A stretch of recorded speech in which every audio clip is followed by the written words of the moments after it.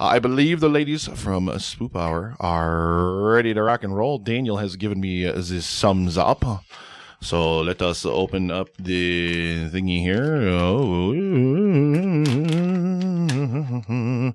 there we go. Let them in. Hello, ladies. Hello. How are you today? Words are so hard. Oh my God. How are you ladies today? We're great. It's okay. It's not live. We'll just edit it out in post. Save me a few pieces of it, Dan. Thank you.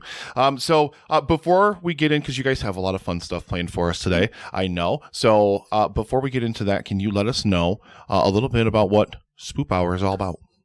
Sure. Well, first we have to start off a very specific way. So, hey, Sasha. Hey, Courtney. What kind of plant is most excited for this live stream for the Cure segment? I don't know. Which plant? Bam. Boo. That's right.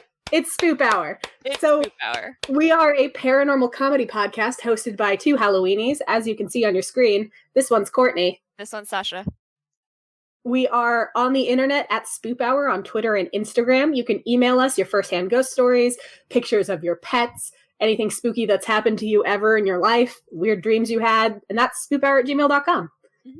So find us on your local podcatchers. We find the humor in fear, basically. Yes. That's what we do. We laugh through the fear. We're scared all the time. All the time of everything. So, the only answer is to laugh. Yeah.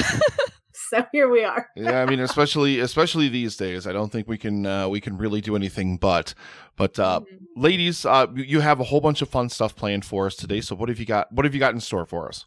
Well, first, we're going to be doing a sticker giveaway. If you donate during the segment, and if you are the highest dollar donor, or if you're the only person who donates, which is another fear of mine, don't worry about it.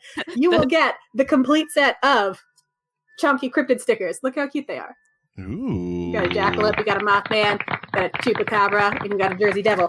We'll mail them to you along with a cute thank you card, some Spoop Hour stickers, and you'll have raised money for a good cause. Yep. But that's boring. Who cares? Let's do a game. Let's do a game. Love games. If you joined us last year, we played the game Beyond BOO-lief, Fact or Fiction, based on our favorite terrible 90s show. We're bringing it back this year. So this is a game to test how well you can tell the difference between urban legends and things that actually happened. Ooh. And I'm very bad at this game. Everyone is. Well, I'm going to be so bad. I want to believe, basically, and a lot of things, or I either want to believe or I don't want to believe, and then I just end up thinking the wrong one is the actual thing. Yeah, it is something. Truth is stranger than fiction. Mm-hmm. Yes, that's what I like. I designed this game, and even still looking at it now, I was like, wait, that was real? Am I sure about this? So, first of all, big thanks to, ready for this source dump? It's crazy. BuzzFeed, Business Insider, Newsweek, Wikipedia, our beloved, Snopes, BootlegBetty.com, Super Reputable, Washington Post, Only in Your State, Burrows of the Dead, Insider.com, HauntedJourneys.com, Urban Legends Online, Vermonter.com, Get Pocket, I'm Not a Proud Woman, HistoryExtra.com, and WhatCulture.com. I'm surprised it wasn't like Urban Legends .blogspot.co. 12. Like some of the more reputable sites that we use. Just had Drew Hallam drop a $20 donation in there for you, so he loves you ladies. Thank you so much, Drew. Thank you. Drew with the Real Feels pod. Big fans of Drew. All right, are we ready to play? I'm ready. We are. Okay. So for each one, you're just going to have to say fact or fiction. That's it. Simple rules. After the success of her green Versace dress on the red carpet, Jennifer Lopez went to extraordinary lengths to preserve the memory of her hotness. She took an insurance policy out on her entire body. She even took out an additional policy on her greatest asset, her butt. Fact. It's fact. It's fiction. What? I know. J-Lo, get that shit insured. I know. Like, if not now, then when? She's very publicly denounced this as an urban legend since it started running in 1999. But she does say it's very funny that people believe it's a real thing. I've got to get this. I've got to get this in here for myself every single time that I'm wrong. Hang on. Here we go. There we go. Wow. See, the chat thought it was a fact too. The chat all said fact. Oh, damn. I don't know what to tell you guys. The game is, I thought that was going to be the easiest one. So y'all are in for a wild ride. Okay. When the bodies of two men were found outside Rio de Janeiro on August 20th, 1966, the city was captivated. They were seemingly staged. The bodies were arranged next to each other wearing fancy suits, waterproof coats, and lead eye masks. The note found next to the bodies was full of odd instructions, and the autopsy did not reveal any injuries. The murders are still unsolved to this day. Fact or fiction? Fact. It is fact! This is the lead masks case, which is huge among conspiracy theorists. Because it's unsolved. We love unsolved cases. Leading theories include aliens, something called scientific spiritualism, and, of course, psychedelic drugs. Gotta love them. Gotta love the psychedelic drugs. Thank you very much, Alan, from Interrupted Tales for a $10 donation. You said, I want to believe. Yeah. Don't we all? I'm the skeptical one on our podcast, but I would like to believe. I just don't. In the early days of BlackBerries, the phone, not the fruit, Okay. a weird technology quirk that meant that if you dialed 999 and hung up before anyone picked up, your phone would charge a little bit. And for Americans in the chat, 999 is the UK version of 911. Fiction. Fact. Sasha has it. It's fiction. Oh. Let's hear it. Gonna hear that a lot the next hour. So this UK urban legend originated because BlackBerries would limit services in times of low battery to only allow calls to emergency services. So if your battery got low, it would restrict what you could use your phone for. Somehow that turned into a rumor that if you then called emergency services, your phone would magically charge. Obviously, that's not going to happen. The police had to do a whole campaign in the UK to get people to stop wasting emergency service resources. Because if you call emergency services and hang up, they have to call you back to make sure you're okay. Okay, yeah. And, emergencies. Right. So. Oh, also, I should warn you, my camera flashes green because my laptop's haunted. Nice. Okay. So if you see that, I'm not dying. It's just the ghost. It's just ghost in your computer. It's like, hey, I want to be on the live stream. Yeah, I'll do what I always do. Like, it's fiction. I'll just do what I always do. I'll just blame Justin. It's always usually Justin's fault. Thanks a lot, Justin. Yeah. In the late 80s, fire authorities in California found an unusual corpse in a tree while assessing damage from a wildfire. The deceased was a man wearing a wetsuit, dive tank, flippers, and a face mask. After an autopsy was performed, it was determined that the man died when he had been scooped up with nearby ocean water and dropped via helicopter to control the blaze. Fact or fiction? Somehow, I I feel like I've heard this one before, but I can't remember if it's real or not. It sounds like an episode of Pushing Daisies, honestly. Yeah, actually, it really does. Fiction. I'm going to say fact. It's fiction! Nick, you're killing me! No. We did get a $5 donation from Bridget, and she said, cheers from Ireland. Hi, Bridget! Yay! Okay, so this is an urban legend, and it's been told as having occurred in either California or France. There is no record of it having actually happened, and it is likely physically impossible. So if you're a scuba diver, don't worry. The intakes for the water bombers that are used for wildfires, the biggest opening you'll get is about 1 foot in diameter, which is way too small for a human being to get sucked up into. So don't worry. But animals could. I mean, yes, fish could. Yes, fish could. Sorry, fish. Womp. Fashion restrictions led to bloodshed in the early 20th century. Every year, men were pressured to ditch their straw hats of summer for more distinguished felt hats.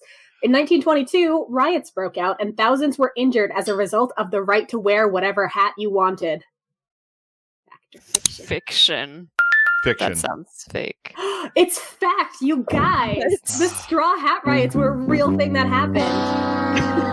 So Melissa from Brook Reading said she's going to donate again, and her girlfriend just subscribed to Spoop Hour from listening to their spot here. She loves all things spooky and thinks you two are really cool. Oh, thank you. We think you're cool. And I hope you knew that. What's crazy, this is my favorite fact about the straw hat riots. Sure. The way they would shame you if you wore a straw hat after like Labor Day is they would take it off your head, throw it on the ground, and stomp on it. Oh yeah, because you can't breaks it. What the hell do you think you're doing, you straw hat monster? A flight from Scandinavia to the United States had to make an emergency landing. And Sasha, I picked this one with you in mind. Okay. It had to make an emergency landing when a woman managed to get stuck to the toilet due to an ill-timed high-pressure vacuum flush. The woman filed a complaint with Scandinavian Airlines System after the rescue crew and ground technicians had removed her from the toilet. Fact or fiction? I want this to be real so badly. It sounds horrible for her, but I just need it to be real. Fact. Yeah, I'm the same way. I really need this to be true. Fact. You're both terrible at this game. It's Oh, fiction. damn. Oh my. I told you. But you thought of it because it's toilet. Yeah, I saw the toilet and I was like, well, this is going in the game. Okay. It originated in January 2002 and is likely the result of an airline exercise with the crew. So it's like, what do you do if an emergency happens? Like, say, a woman gets stuck to the toilet. But it's called the Sky Toilet Incident, and it's lived on in digital urban legend. So it's the kind of thing you're going to get an email forward from your grandma about. Thank you very much, Melissa from Brook Reading, for a $10 donation. Thank you. Thank you. Police made a grisly discovery upon stopping a couple near the England-Wales border. The two were carrying a suitcase. Upon searching the suitcase, they discovered human remains zipped into the bag. Fact or fiction? Fact. Fact. It is true. This happened a mere 3 weeks ago. Sasha, we did it. Wait, we did it, but We did it was 3 weeks ago? It was 3 weeks ago. Wow. Yeah, the couple were in their, I want to say their late 20s, and they had a dead body in a suitcase, like you do. I don't like that. You shouldn't. In 2020, like...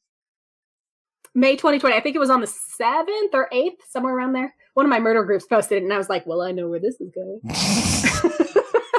Don't worry about me being in murder groups. It's fine. In 1841, 3 men were put on trial for the murder of their friend.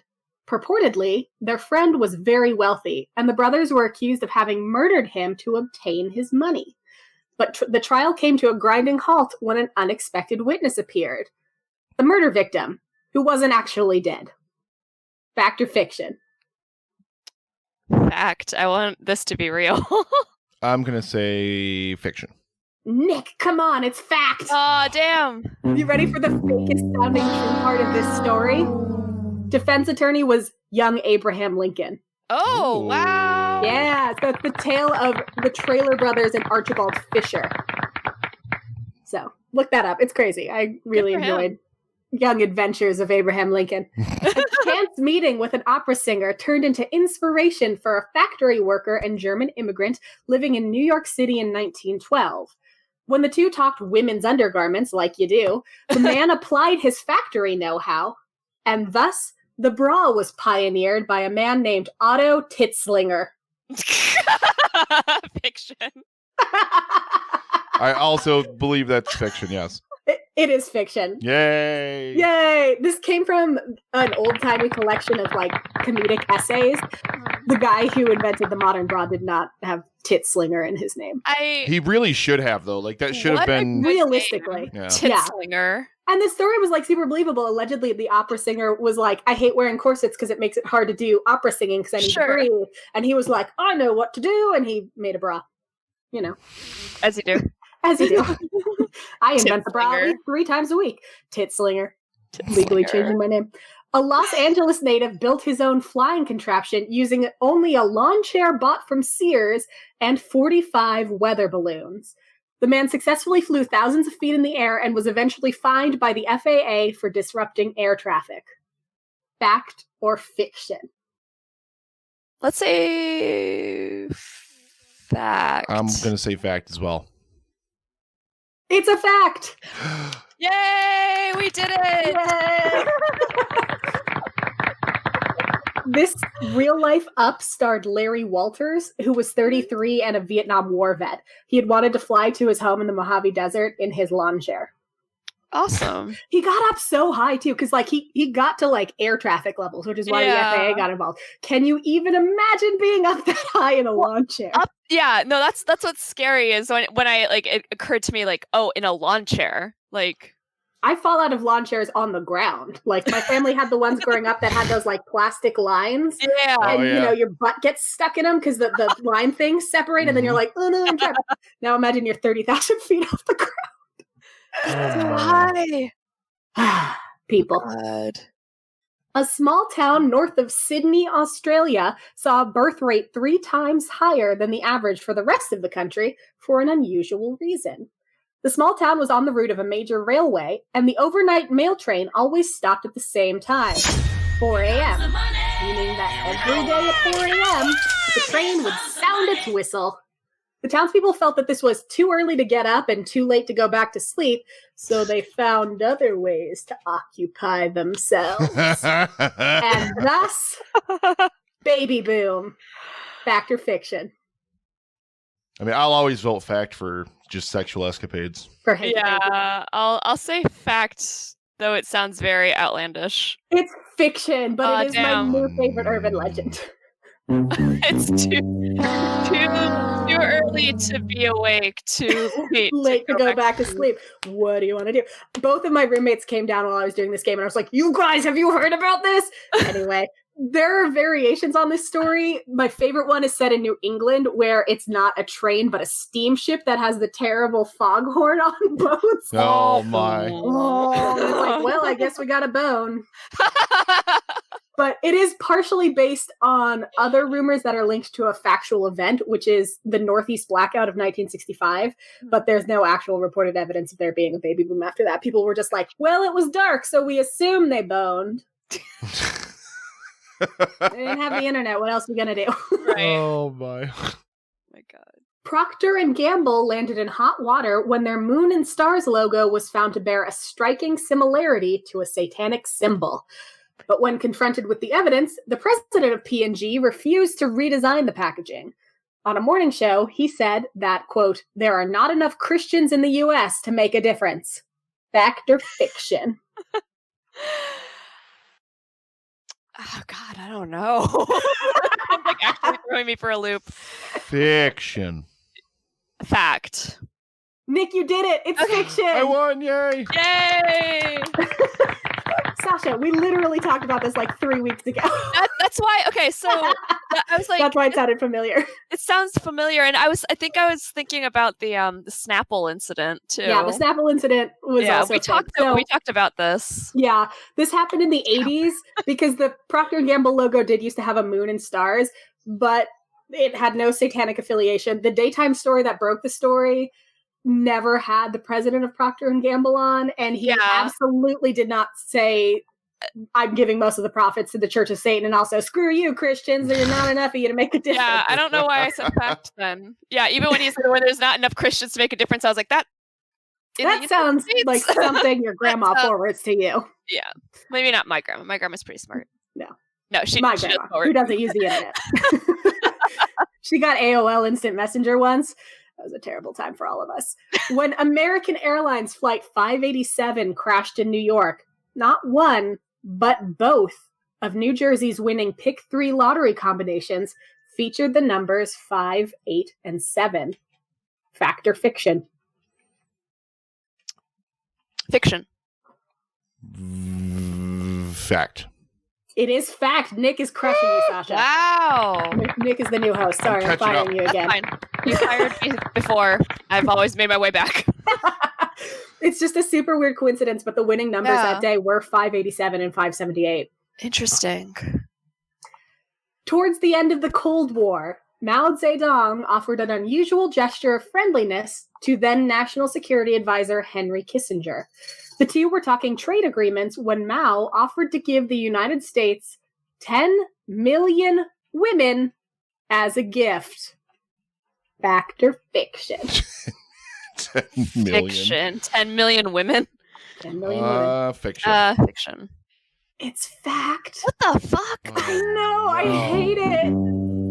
Oh, no. That's the noise my soul made when I read this, because I was like, this has to be some like Red Scare bullshit. No. It was casual misogyny during trade agreements. Kissinger reportedly said back, we will have to study it. Ha ha ha ha ha.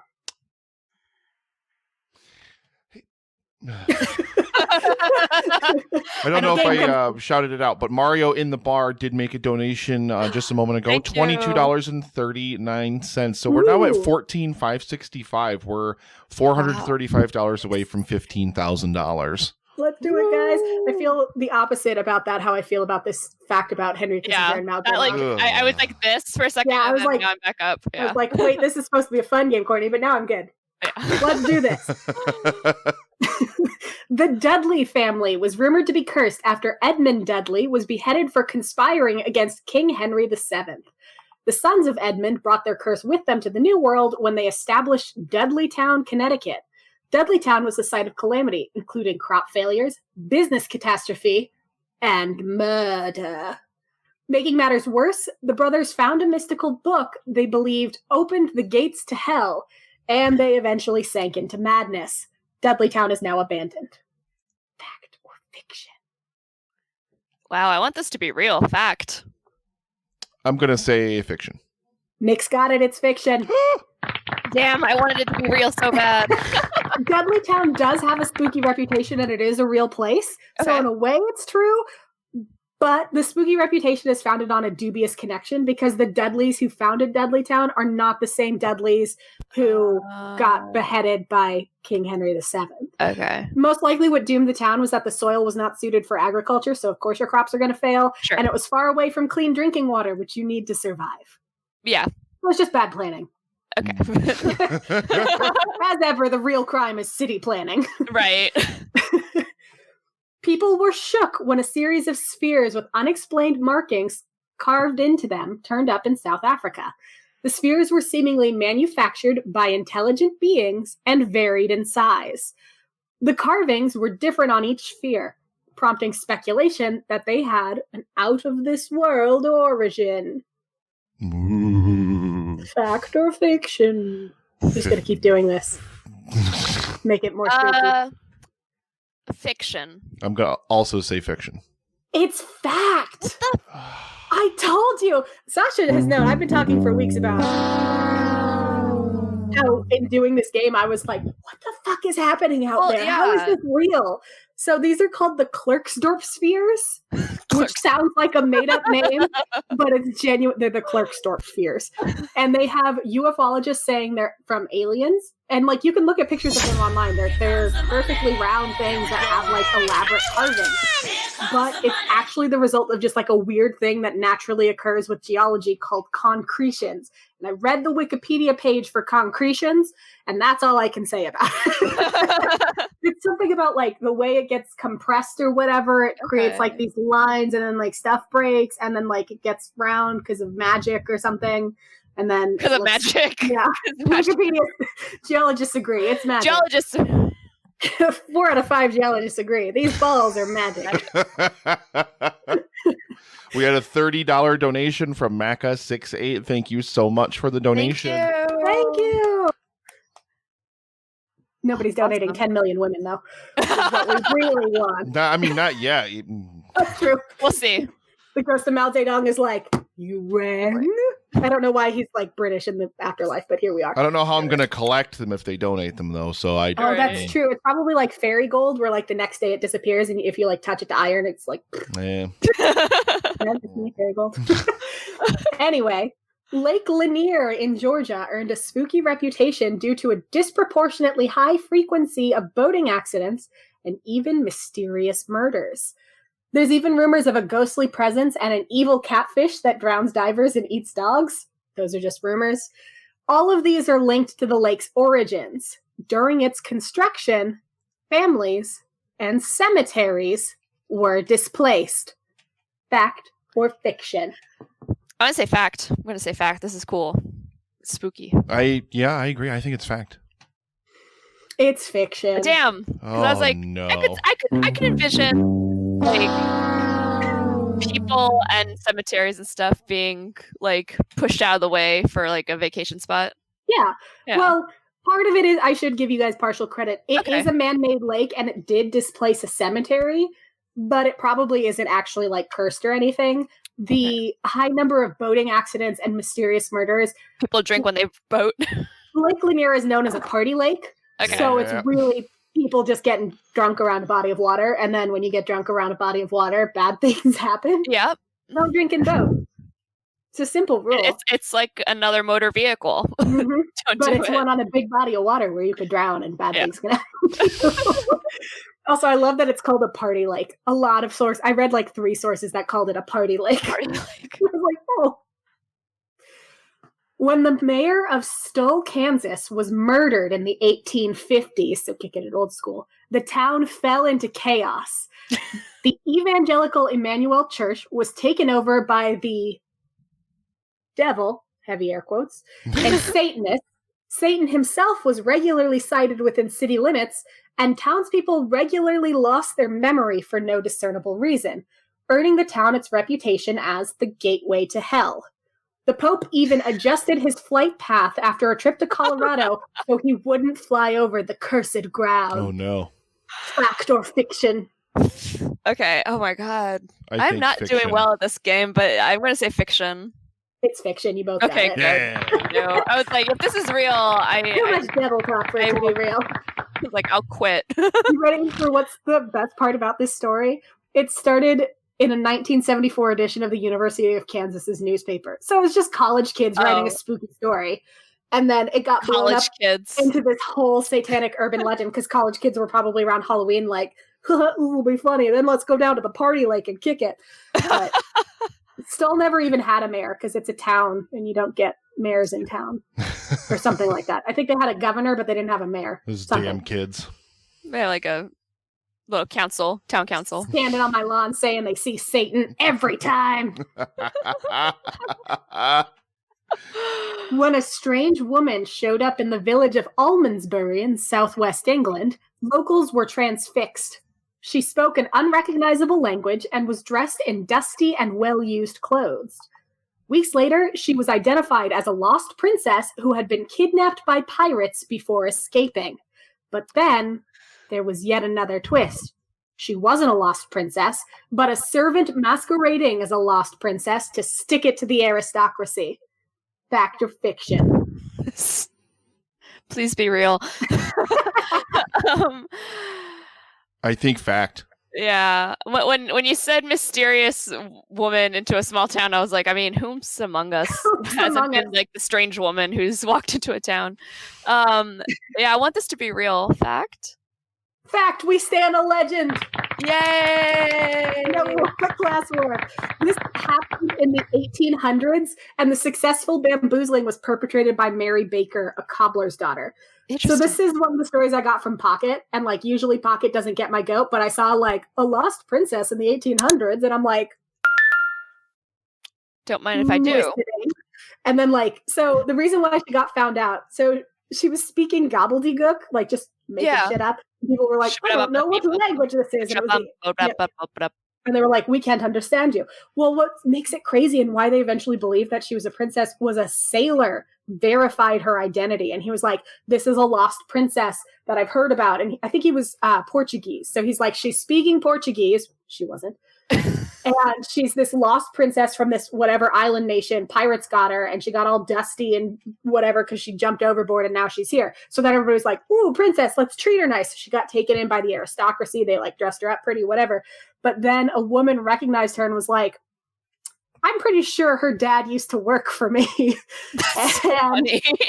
And sure enough, yeah, Mary Baker, the cobbler's daughter. Huh. So what no one has an explanation for is what the hell the sailor's deal was. Because Mary seemingly did not conspire with him. Like, okay, and then after a week, you're going to roll up and say that I'm a real princess.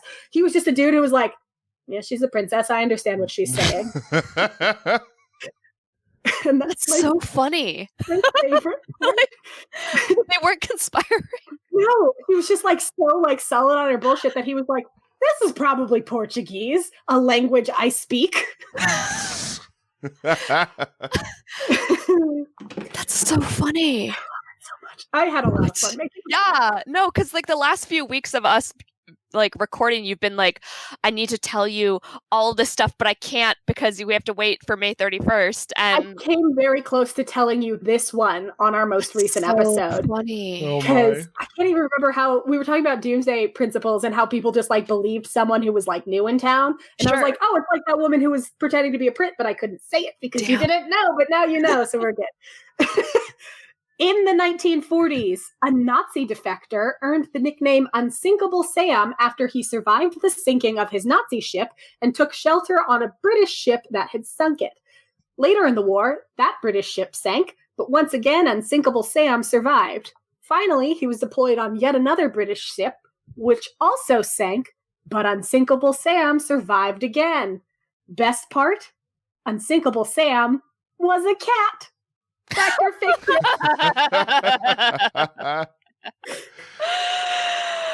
I'm going to say fiction.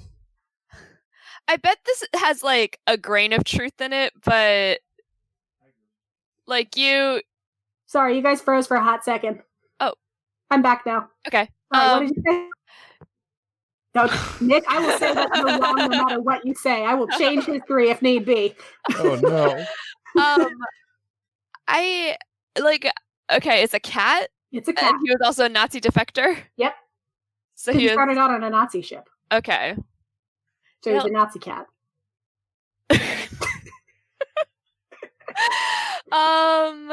Let's say fact. I would say this like swashbuckling kitty. I think fiction. It's fact. Oh my god. No. We stand another legend. Cat knows better than to hang out with Nazis. Yeah, so he started out being named Oscar, and he eventually retired from being a ship cap and was adopted by a sailor. Aww. And he lived for like another 14 years after he retired. Good job, Cat. Yeah, he's a top-notch like war guy. Yeah. And they kept deploying him because all these ships had a rodent problem back then, so it was common practice to have a cat on there, right? To, eat some rats. And Unsinkable Sam made the right choice and defected, and then he lived out his days all happy. Good. Oh, I just get really emotional thinking about this cat. There are pictures of him online. I think he's a little black and white cat. He's real cute. Google that, everyone. The little black and white cat is my cat. Yeah. My fella's cat is also black and white, and I could see him defecting from the Nazis and doing the right thing and surviving a bunch of sinking ships. Also, I know that no one cares about this except probably you, but Agate was adopted like 3 weeks ago. Aww. Yeah, so I'm excited. We were talking out there about Sasha getting another cat. Yeah. Specifically my cat's sister. But she got adopted. Yep. Mm-hmm. And hopefully not by Nazis. Right. I mean, hopefully. That's all we can hope for. If not, she can always defect, and then the British will take her in. I'll find her. I'll pick her up. Yeah. It's the next Indiana Jones movie, but it's just Indiana Jones going to rescue a cat from Nazis. I mean... It's going to be better than Crystal Skull. Yeah. Hold on. Anybody have Steven Spielberg number? Better than Crystal Skull. A father and son were caught in a house fire in the late 1940s. The son survived the initial blaze, but was terribly burned. The son snapped as a result of his injuries and flayed his father's corpse while the house burned. When the police eventually arrived, the son was so burnt he was presumed dead, but instead he escaped into the woods. Fact or fiction? What the fuck? Yeah, I know. I'm realizing now I should have done the cute cat one after this terrible one. Yeah. I really built us up and then just like absolutely destroyed us. So he's in the house fire and he's badly burned. He and his dad both were. His dad died. Takes the time still in this burning house to No, they got out. Oh, they got out. He dragged his dad's body out and then he just flayed it. Snapped and just flayed. Oh god, I want this to be fake. Oh god. I really want it to be fake too, but I think it's real. I think it's real. Fact? It's fiction! Oh, thank god. Oh, thank god. Oh. This is the urban legend. You still get the horn, but... Yeah, but it's like a relief horn. Yeah.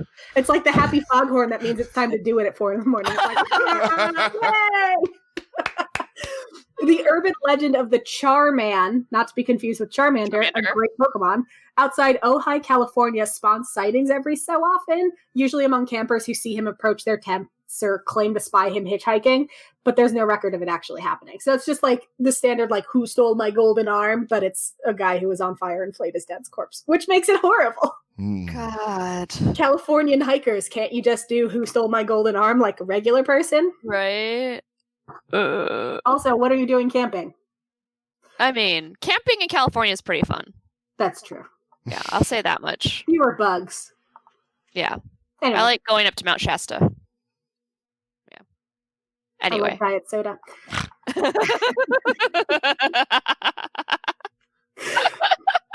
Move over, Black Death. For around a year in the 6th century, Europe went dark. An apocalyptic dust cloud swept the continent after a volcanic eruption triggered massive storms. The dust cloud caused harsh winters, freezing summers, and wiped out nearly 1/3 of Europe's population. Fact or fiction? I think fact. Yeah, I'm fact. trying to think, but I can't remember. It is a fact. Yeah. Okay. This happened in 536. The dust cloud lingered for 12 to 18 months. In some regions, the death rate was as high as 90%. Do you remember when we recorded our Doomsday episode last week and Yes. I said sometime in the 100s? Yes. When you said 536, I was like, that's not That's real. not a real year. This is another thing I almost talked about on accident. Yeah. Because, like, you were talking about a cloud, and I was like, well, there was that cloud that made Europe dark for a year, but I couldn't say Couldn't because say that. it was real. Yeah. That was a It's good so episode. hard to talk to you sometimes, I swear. Yeah. Here's a good place to air our beef. Especially, right? Got a lot of problems with you people. Rumors of Very hauntings at Nebraska's Centennial Hall have a grim origin. In 1944, a student at the high school suddenly died. Initial reports guessed that she had a heart attack, but then an autopsy was performed, and she was found to have been poisoned. Poison The investigation, foul. yes. You ready for the crazy part? The investigation eventually led to one source, the girl's clarinet reed, which had been soaked in the stuff. The culprit was never found. Fact or fiction? Yo, that's so mean. You soaked someone's reed in poison. Rude. Reeds are gross enough to begin with, brass instruments all the way. But, you know. Can't you just soaking give in them your poison. women like a normal person? I know. Be like, let's be friends. I have 10 million women. You have a clarinet. Let's make something happen here. I'm going to say fact. Yeah, I want to say fact. Is it fiction? She's looking Pause at. for dramatic effect while I drank something. It's fiction. God damn. I was hoping Nebraska had something spooky. It is rumored to be haunted. Like, Centennial Hall is a haunted place that used to be a high school, but there isn't any historical record of a girl dying via poisoned clarinet reed there. Is it kind of like how Wilson Hall was always purported to be haunted, but there's like no record of. Yeah. It's just something where people are like, oh, that's totally haunted. And it's like, well, the person who was supposed to have died there doesn't actually exist. Yeah. So It's like is it's it spooky. still haunted, or do we just like spooky things? It's spooky when it's nighttime, so ergo it's haunted. Yeah. Wilson Yeah. Hall was at our college. Yeah, And it's like the It main did building. have haunted vibes. It does, yeah. but It it's because definitely it's old and does. the bathrooms are really narrow. Yeah. Yeah. I mean, I saw a bunny man outside of it my freshman year. Like just a man dressed up as a rabbit. It was Like, not Halloween, for the record. It was not Halloween. It was a man dressed up in a rabbit, and the paw was like bandaged up and bloody. I love it. Had to take like a detour around the building. Sasha, there was no man there. There haven't been bloody men missing legs here in 4,000 years. Oh my. Texas was plagued by child disappearances in the early 1900s, like literally everywhere else. The culprit came to be known as the Candy Lady. Someone would leave candy on children's windows and lure them out with a note promising more candy, and each note was signed, with love, the Candy Lady. Ooh, a piece of candy. I know, right? Let's go see. What's her deal? Anybody have her number? We'll call her up. Eventually, a farmer found rotten baby teeth in a candy wrapper at the edge of one of his fields. When the police investigated, they found the body of a young boy whose pockets were filled with candy. Fact or fiction? Fiction. I'm also going to say fiction. Yeah, it's fiction. Oh, Okay. thank God. That's just ugh. Clapping. No rotting baby teeth No, here. no dead babies. No No dead dead children. No creepy women who like, I'll have more candy for you later. Yeah, I have evidence that this is fake out in my van with a bunch of candy if you guys want to come. And there's puppies there. It's really fun. Now, this is a pervasive urban legend in Texas, but I did a lot of digging because there was at least one source that was like, this is totally real, but it may have been bootlegbetty.com. And I was like, I'm sorry, Bootleg Betty. I can't trust you on this. So there's no historical record of children actively disappearing, but there is a candy store in New Mexico called the Candy Lady. So when you Google the Candy Lady, mostly you get like, do you want to order some fudge from New Mexico? You can. I kind of want to. Yeah. Sponsored by Candy Lady of New Mexico. Today's sponsor is Candy Lady. She looks really nice. There's like news articles about her, and she's like standing outside her store like, I make candy and I kidnap children. No, she's not like that. Please don't sue me, Candy Lady. You were so kind to sponsor us today. Pay us in candy. I love fudge. Oh, fudge. In the 1920s, the U.S. government took drastic steps to deter Americans from violating prohibition. In the face of people stealing industrial alcohol, the wound disinfectant kind, the feds started poisoning its reserves of alcohol. That way, any thieves would quickly learn their lesson. And sure enough, they did. Thousands of people died before prohibition was repealed as a result of the poisoned alcohol stash. Fact or fiction? I want to say fiction, and if anyone died during prohibition, it was because they tried to make alcohol and they did it wrong. I'm going to say fiction as well. You're both wrong. That's a real Oh, thing that the U.S. government did. I mean, okay. This came to be known as the Chemists' War of Prohibition, and nearly 10,000 people died of poisoned alcohol by 1933. That's messed up. But I guess, yeah, the government has done some pretty fucked up shit in the past. Yeah, not great. Not great. Just let them steal your industrial alcohol. Just make more. It's not that hard. It's not like you're drinking it. Jeez. Yeah, I was like, this is fake, right? And BuzzFeed was like, oh, you sweet summer child. Damn. Oh, my Lord. Cryogenics. Sorry. We're still processing the poison alcohol, and I'm like, let's go. Let's forget that happened. Okay, cryogenics. Let's do it. Could afford to take a page out of Vermont's books. In the late 1880s, during a particularly rough winter, a poor family could not afford to feed and clothe everyone in the family. They made the hard and, frankly, gross choice to yeet the oldest members of the family into the woods, where they promptly froze. But when spring rolled around, the elders miraculously thawed. Stranger still, they had survived. Fact or fiction? So I'm going to say fiction. However, I know that at least in Japan, and I'm sure in America and other countries in the older times, that, yeah, yeeting your grandparents into the woods was not an uncommon thing. I'm also going to say fiction. It's fiction. They did no yeeting. Thank you. I put in my notes, obviously this would just kill people. Please don't yeet your elders. Call them out, but No. I know that people do yeet, or maybe not now, but did yeet the old. And the It's entirely possible they yeeted the elders. Yeah. The elders were not okay, though. No, they weren't. Oh, God. Who would be? A couple hit it big while out walking their dog. While on a remote stretch of their property in California, they found an unidentified hoard of gold coins.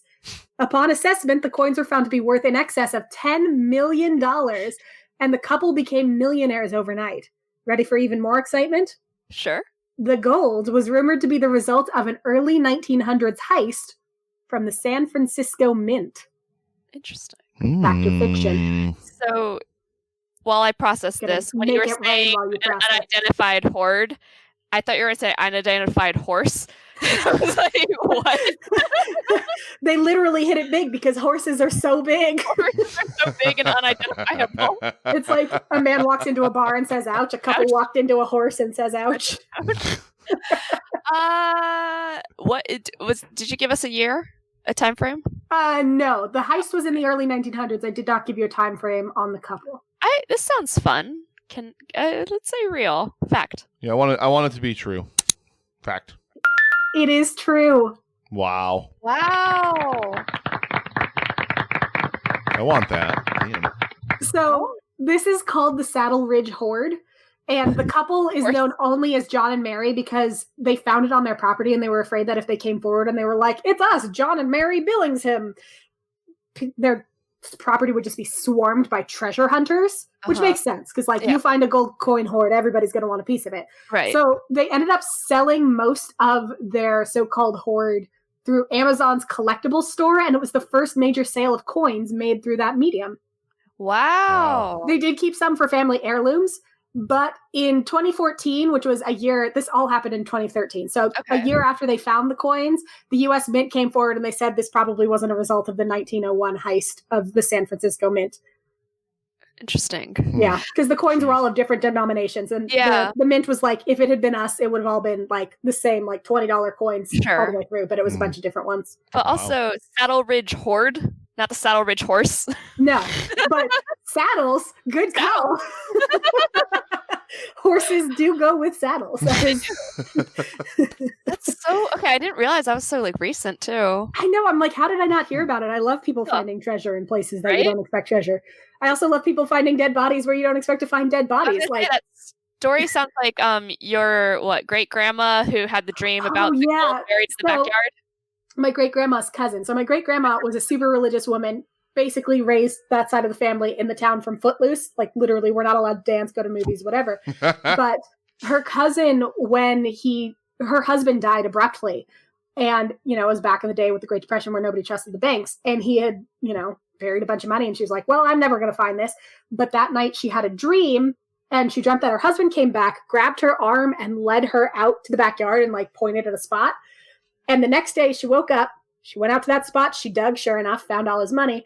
And the part of her arm that he had grabbed in the dream was shriveled forevermore. Ooh. But that wasn't in 2013. And then she also found a horse. And then she also found a horse made of $20 bills. She actually dug up the grave, and it was just a horse. He was like, I just wanted you to see this really cool horse. I'm really into horses. Oh, God. Oh, man, I hope someone comes back as a ghost to show me a horse. Yeah, I don't like horses. They're too big. They are too big, but I was going to say, if one of us goes first, we're showing each other a horse. We have an agreement. If one of us dies before the other one, they come back to prove that ghosts are real. Because for me, that'll be a big deal because I don't believe in ghosts. For Sasha, she'll be like, I told you. But now part 2 of that is, I'm back. Now let's go look at some horses. All right, you ready for the next one? Yes. If The Great Gatsby were remade as a horror movie, it might look like The Hayden Family. In the early 1800s, William Hayden, a wealthy landowner in Vermont, was a self-made man, meaning he got a bunch of money from his mother-in-law to establish his business. Self-made. Self-made. When she mysteriously fell ill after William hadn't repaid her and she confronted him about it, she accused William of poisoning her, and with her dying breath, cursed the family. Sure enough, the family fell prey to financial disaster and illness. Fact or fiction? What year was this? Early 1800s. Early 1800s, okay. Fiction. I'm going to say fact. It is fiction. Okay. Oh, no. God, that's so bad at this. Fudge. Fudge from the Candy Lady in New Mexico. Candy Lady. Definitely not poison.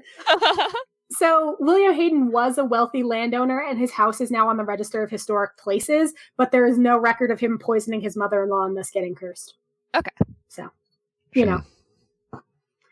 Kids these days don't know how to have fun. Unlike the Victorian aristocracy, who was seized by an unusual craze. Orchid delirium. People were so obsessed with obtaining orchids that they would hire poor people to act as orchid hunters, scouring the rest of the world for rare species. They would even auction off particularly unusual orchids, fetching an absurd profit on their ill-gotten flower goods. Fact or fiction? Rich people, am I right? You know when you borrow a bunch of money from your mother-in-law and you're like, what am I going to spend it on? I know, orchids. Oh my! I'm gonna say fact. I won't. That sounds so silly. I want to say fact.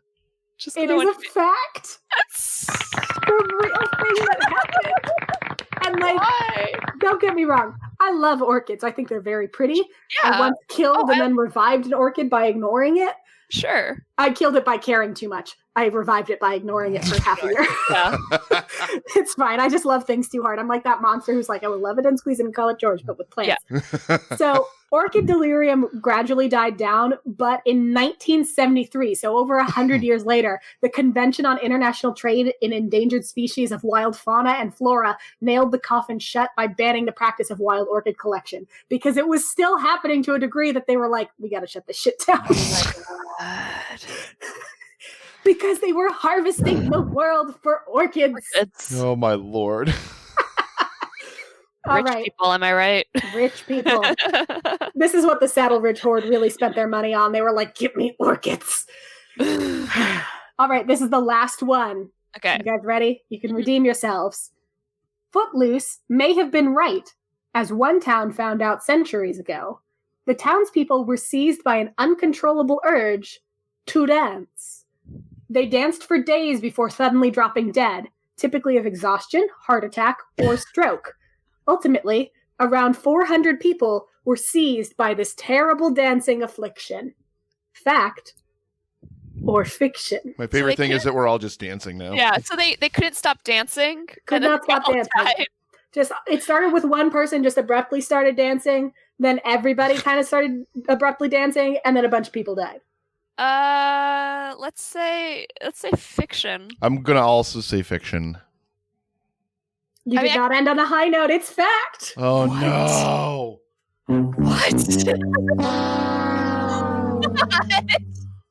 So this was called the Dancing Plague of 1518, and it struck Strasbourg, Alsace, which is now a part of France. Reports vary about whether or not it was a plague with widespread death or just a weird thing with a few happenstance deaths. And historical speculation suggests that the source of the affliction was, what else? Hallucinogenic mushrooms. So people were tripping balls, danced a bunch, and danced themselves into exhaustion and died. Because it was 1518, we didn't know you had to hydrate. Because it was put that on my tombstone. It was 2020 and I didn't know I had to hydrate. And that was Sponsored by Beyond water. BOO-lief, Fact or Fiction. Woo! Yay, we did it. You ladies are absolutely amazing. We just got a couple of minutes left. So, I've got all the information for your donors during this segment and everything. But please tell the audience where they can find your wonderful, wonderful show out there on the web. Well, when we're not dying of dancing plague, Sasha, where are we? We are on most podcatchers, if not all, at this point. If you find us not on something, please tell us. Yeah. But it's Spoop Hour with a P, like spooky poop. Not a K like kangaroo. That came courtesy of one of our friends from another podcast. We're really classy. I always think of you guys as spooky poop. And we're okay. They're not wrong. They're not wrong. We're at Spoop Hour on Twitter and Instagram. Instagram is great. Courtney manages a lot of this stuff, but she creates little visuals for our podcast because podcasts are not a visual medium. Sometimes we do visual bits. Yeah, little visual bits, and it's great. And then we're on Twitter. Love to talk to people. And then you can always reach out to us at spoophour@gmail.com. Again, share your stories, share your mom's stories, share your cousin's girlfriend's stories. Just tell us about spooky things that happen. We love pet pics as well. So if you want to send us pictures of pets. Did one of your family members die because of stealing an orchid from someone they shouldn't have stolen an orchid from? Tell us about it. I did find out a gal in my meetup group, the person who founded the company she works for, died while searching for Bigfoot. Sorry, not Bigfoot, a Yeti, but still. I mean, in our Yeti episode, I think we established that Yetis and Bigfoots are sort of like Yeah, they're basically the same thing. But I think I can't remember if he was in the Himalayas on his expedition. He was somewhere, but he died because he was looking for a Yeti. He died in the Dyatlov. The Dyatlov Pass? No, not there. But she was like, yeah, he went out, and we don't talk about it a lot, but he was looking for Yetis. That's so funny. Can you imagine finding out the place you worked was founded by someone who went looking for Yetis and did not find them? Or did find them and met their end? Yeah. Well, we don't know, right? Just don't know. He very well could have just gone down with the truth, right? It's true. Yeah. Anyway, if you want to check us out, I did have another quick game that was going to be for today, but since we're out of time, come to Spoop Hour. We'll probably do that one on a future episode. Yeah. And you can hear me terribly mispronounce Irish things. I'm so sorry. It was the featured creature game? Yes. So it's called a featured creature where I do a monologue as a cryptid. And she makes me guess what it is. Yeah. And I'm always very bad at it, so she gives me clues to pronounce it phonetically, and then I just very slowly pronounce it with a question mark at the end. The best one. Oh, you got it! The best one was when I said, it's the dancing tree from Marvel, and Sasha goes, Groot, and I go, and it's another word meaning regional dialect, and Sasha goes, y'all. And that was, of course, the mythic monster Groot, y'all. Oh my. There's actually Groot slang, which lives in caves in, I want to say, South Africa. Yeah, but it eats stuff. It's just like a big ass snake. You know. Groot slang, not Groot. Anyway. You ladies are absolutely wonderful. So the top donor during your segment was Maka68. Hey! So congratulations. You're going to get all of the wonderful swag the ladies here are going to send to you. Plus, you're going to get some EFG stickers and magnets as well. So we're going to send that stuff out to you. And don't forget, everybody out there that's watching, anybody that donates today will be entered to win this Amazon Echo Auto thing. It's a little Amazon Alexa Echo thing for your car. So my friend. Anybody that donates today will be entered to win that. Courtney, Sasha, you two are amazing. Thank you so much for being here again for Livestream for the Cure. Thanks for having us. This was fun. We love doing this. Thanks for having us again. Thank you guys. You guys have a wonderful day. You too. Bye. Bye. Thank you. Let's just dance until we die. Sasha already died. Oh no, I'm dying. Ladies and gentlemen, we are going to be joined by Paul from the Countdown in short order, as well as our very own executive producer, Brennick. I think Justin and I think the Sauce will also be making their way in here. So that means you guys, we got to get all the